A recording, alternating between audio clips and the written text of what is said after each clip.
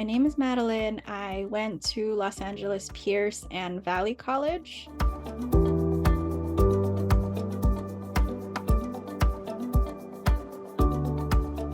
I immigrated from the Philippines with my family when I was around 9 years old, and I grew up in the San Fernando Valley in Los Angeles. It took maybe a couple years after we immigrated, and my whole family unfortunately became undocumented, and so I grew up seeing a lot of the fear and uncertainty that face undocumented communities even today. I was told constantly not to reveal my status to anyone for fear that our family was going to get separated and we were going to get deported. My parents were always really cautious when driving and would tense up when they'd hear a siren because they didn't want to be stopped by the police and be questioned about their immigration status. I was always seeing my family also be in survival mode constantly. My parents took a lot of jobs that were hard on their bodies, that often did not treat them well or did not pay them enough just because it was what they had access to. And they needed to find ways to support their family and parents back home, and even support us here in this country. For the longest time, I think we were waiting for some sort of law that would help us adjust our status.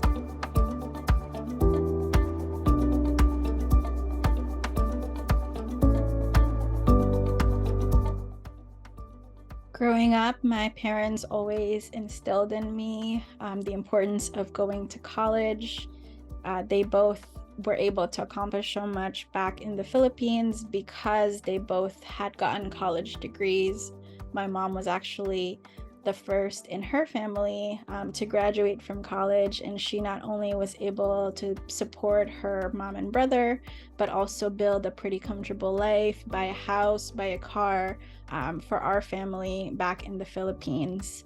And so despite our immigration status here, my parents were always pushing me to go to college to actually be able to grow and just achieve something in this country.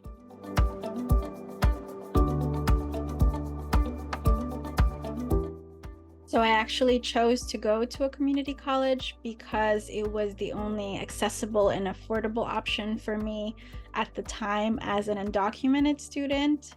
Unfortunately, the high school that I went to wasn't so positive on community colleges.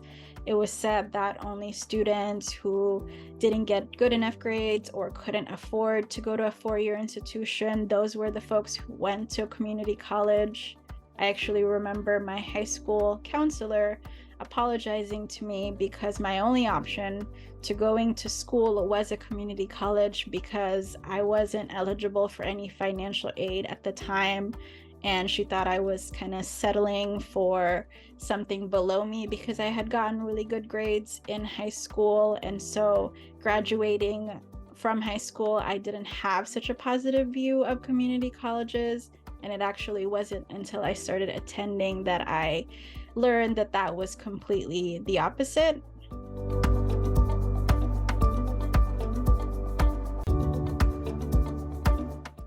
It was at a community college that I learned about resources that supported undocumented students like AB 540 that made the classes so much more affordable for me. It was also at community college that I had the space to and time to explore the different majors and classes that I was interested in. I think growing up with a lot of uncertainty, I never let myself kind of think about what I actually wanted to do and study in school. And so the pace of community college helped me kind of explore that a little bit more for myself. The way that I was able to take classes whenever I wanted also allowed me to work by the time I was eligible and was able to get DACA. That also allowed me to support my family for the first time. It was also at community college that I got connected with a community organization where I met other undocumented students, found support and empowerment within my own identity, and even learned and was able to access different resources for undocumented folks that really helped me and my family later down the line.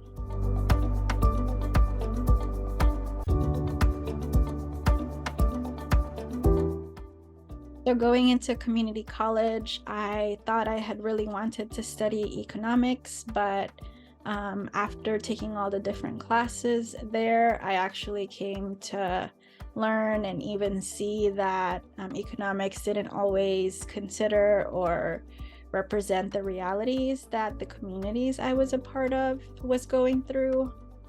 In community college, I did get more involved with advocacy for immigrant and undocumented folks, and so I wanted to study and devote my time to something that I could take back and benefit my community. And it was my time at community college that actually helped me discover the political economy major at UC Berkeley, where I would later transfer and graduate from. And kind of was able to study something that not only I was interested in, but also kind of aligned with my values. And it was through that major that I learned a little bit more about how the theories that I was studying in my classroom really impacted the communities outside of it too.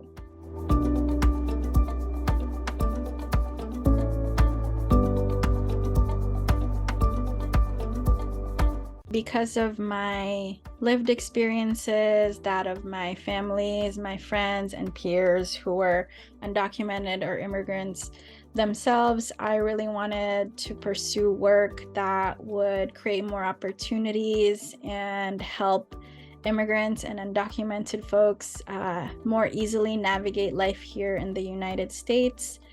So that's why right now I'm currently engaged with work that supports colleges and universities across California to better build support and resources for undocumented students like myself. And I don't think that I would have kind of discovered that work or my passion if I didn't have time to explore that while I was in community college, and even make the connections and meet the people that I did while I was a student there.